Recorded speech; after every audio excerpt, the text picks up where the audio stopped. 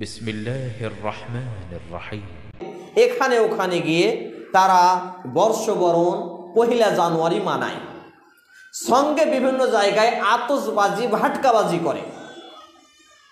এইগুলো ইসলামে কত বড় পাপ আজকের তথাকথিত মুসলিমরা যদি জানতো, তাহলে অবশ্যই অবশ্যই তাদের ছেলে মেয়েদেরকে এই ঘৃণিত, এই নেক্কারজনক, এই জঘন্য কর্ম থেকে দূরে রাখত। এর পরিণাম হিসাবে যারা পহিলা জানুয়ারি মানায়, এদের যা পাপ হবে এদের বাপ মা গার্জেনের পাপ সমপরিমাণ হবে।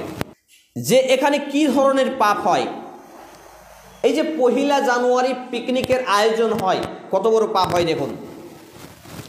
এখানে অশ্লীলতা এবং বেহায়াপনার প্রকাশ পায়, নোংরামি, যেটা ইসলাম বহির্ভূত, যেটাকে বলে নির্লজ্জতা, বেহায়া, সেটা প্রকাশ পায়। কিভাবে প্রকাশ পায়? এই রাত্রিকে কেন্দ্র করে, মানে আজকের রাত্রে দেখবেন কিছু কুলাঙ্গার, কিছু নামধারী মুসলিম, ফুটানি করা ছেলে, হয়তোবা পরিবারে 10 টাকা দেয় না, চুরি চামারে জোচ্চুরি করে উপার্জন করে, বিভিন্নভাবে নোংরা পথে জড়িত আছে।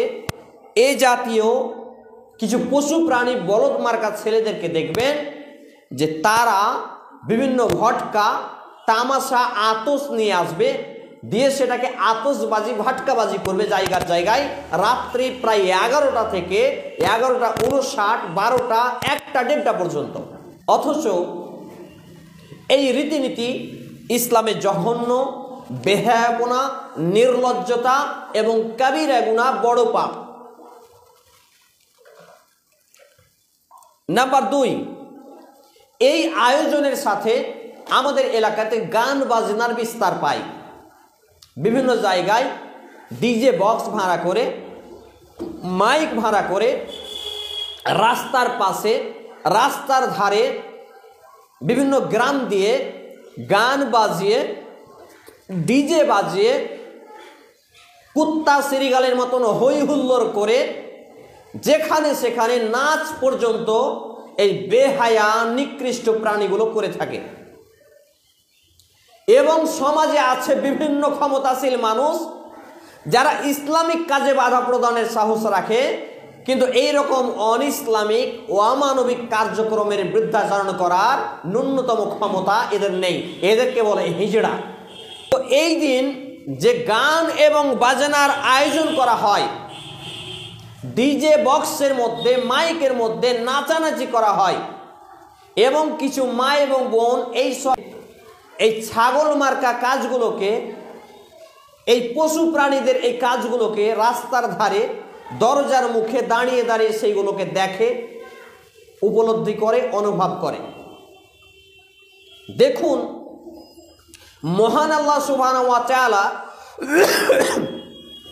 এই গান বাজনাকে, বাদ্যযন্ত্রকে চূড়ান্ত রূপে হারাম ঘোষণা করেছেন। সূরা আল-লুকমান 31 নম্বর সূরার 6 নম্বর আয়াতে মহান আল্লাহ সুবহানাহু ওয়া তাআলা এই জাতীয় কর্মকাণ্ডকে ওয়াসার, অপ্রয়োজনীয়, বিনা প্রয়োজনের কাজ কাম বলে ব্যাখ্যা দিয়েছেন। অর্থাৎ এই গান বাজনা, এই জাতীয় যতগুলো কর্মকাণ্ড আছে, এই কাজগুলো কোনো মুসলমানের বাচ্চা মুসলমান করতে পারে না। যদি কোনো ব্যক্তি, যদি কোনো ছেলে এই মুসলমান ঘরে জন্ম নিয়ে এই কাজ করে, আর তার বাপ যদি বেঁচে থাকে, তাহলে তার বাপের ঘাড়ে পাপ চাপবে। তার বাপ যদি মারা যায়, তার কবরে পাপ যাবে। তার মা যদি বেঁচে থাকে, তার মায়ের আমলনামায় পাপ লেখা হবে। তার বড় ভাই যদি বেঁচে থাকে, তার বড় ভাইয়ের আমলনামায় পাপ লেখা থাকে। সম্মানিত উপস্থিতি, এবং সহিহ আল বুখারী গ্রন্থের হাদিস নাম্বার 5590 এবং 6891 ক্রমিক নম্বরে হাদিস বর্ণিত হয়েছে যে মুহাম্মদুর রাসূল সাল্লাল্লাহু আলাইহি ওয়াসাল্লাম এই গান বাজনা, বেহায়াপনা, নির্লজ্জতাকে চূড়ান্ত রূপে হারাম বলে ঘোষণা করেছেন। তোমার বাড়ি তো বংশাল, তোমাকে আমি চিনি না। তুমি 31st নাইটে কত টাকা খরচ করেছো? বেশরম, বেহায়া, বেলজ্জা ছেলে, তোমার বিদ্যাকে, তোমার নীতিকে, তোমার টাকাকে কবর দিতে এসেছি। তুমি আতশবাজি করছিলে না? পটকা ফুটাচ্ছিলে না? তোমার লজ্জা আছে? তোমার বাপের লজ্জা আছে? তোমার মায়ের লজ্জা আছে? তোমার বংশের লজ্জা আছে? তোমার 14 গোষ্ঠী লজ্জাহীন বোকা ছেলে।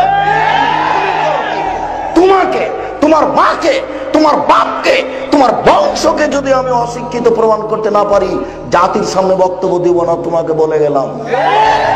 মনে করো তুমি 30 রাত পালন করে, তুমি আতশবাজি করে, তুমি বোমা ফুটিয়ে তুমি বলতে চাও ওই মুসলমানের বাচ্চা? তোমার লজ্জা থাকা উচিত, তোমার শরম থাকা উচিত, তোমার হায়া থাকা উচিত, তোমার মানবতা থাকা উচিত। তুমি মুসলমানের বাচ্চা, তুমি এই কথা বলো কি করে যে আমি এই 31st নাইট পালন করি, আমি আতশবাজি করি, আমি পটকা ফুটাই, আমি আবার মুসলমান?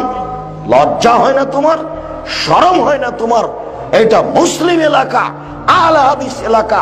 তুমি মনে করো কি তোমার নোংরা নীতিকে কবর দিতে এসেছি? তুমি মনে রেখো, তোমার নোংরা নীতিকে কবর দিতে এসেছি, তুমি মনে রেখো, তোমার নোংরা নীতিকে কবর দিতে এসেছি, তুমি মনে রেখো।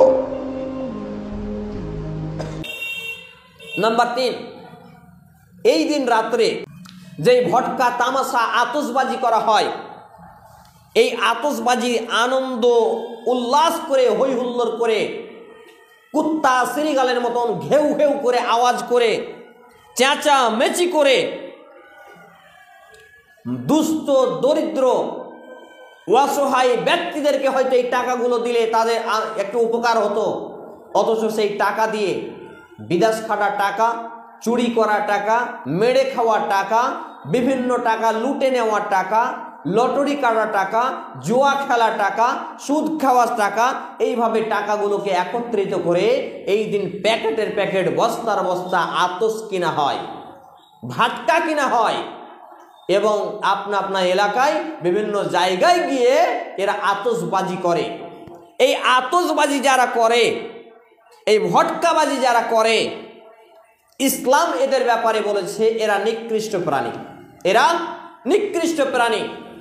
এখানে কয়েকটি বিষয়, যেই টাকাগুলো দিয়ে তারা এগুলো কিনে, সেই টাকাগুলো যদি তার মায়ের জন্য একটা শাড়ি কিনে নিয়ে আসতো, তার মা খুশি হতো না? তার বাপের জন্য যদি 1 কিলো আপেল বা ফলমূল, কলা আর কিছু কিনে নিয়ে আসতো, তার বাপ খুশি হতো না? ইসলামের কোনো কাজে যদি সেই টাকাগুলো দিত, কাজে লাগতো না? সে পেটে যদি ভালো মন্দ খাবার খেত, কাজে লাগতো না? কিন্তু এই আতশবাজি করতে গিয়ে, এই ভটকাবাজি করতে গিয়ে, এই লীলাকীর্তা বেহিল্লাপনা করতে গিয়ে এই টাকাগুলোকে তারা পানিতে ফেলে দেয়। এবং শিয়াল যেমন একটু ঠান্ডা পড়লে ঘেউ ঘেউ হুয়া হুয়া করে, এ জাতীয় এরা দিন রাত্রে চেঁচামেচি শুরু করে। অনেক অসুস্থ ব্যক্তির যারা হার্টের রোগী, যারা হাই প্রেসারের রোগী, তাদের ভিতরে ভীতিকর আতঙ্ক সৃষ্টি করে। অনেক ছোট্ট ছোট্ট বাচ্চা মেয়েদের, ছেলে মেয়েদের ভিতরে আতঙ্ক সৃষ্টি করে।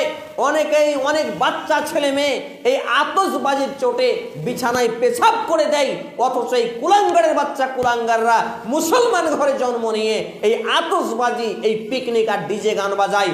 সম্মানিত উপস্থিতি মা এবং বোন, বিশেষ সতর্ক বার্তা এই শিরোনামে আপনাকে এখান থেকে যেটা বলছি, প্রত্যেকের ছেলেকে, প্রত্যেকের বেটা স্বামী আত্মীয় স্বজনকে এই আতশবাজি, এই পিকনিক করা, এই বর্ষবরণ, এই 1 জানুয়ারি মানা, এই সব থেকে বিরত রাখবেন। নইলে মনে রাখবেন, হয়তোবা এই কাজটাই আপনার সেই ছেলের, আপনার এই বেটার এই কাজটাই আপনার জন্য জাহান্নামে যাওয়ার কারণ হয়ে দাঁড়াতে পারে।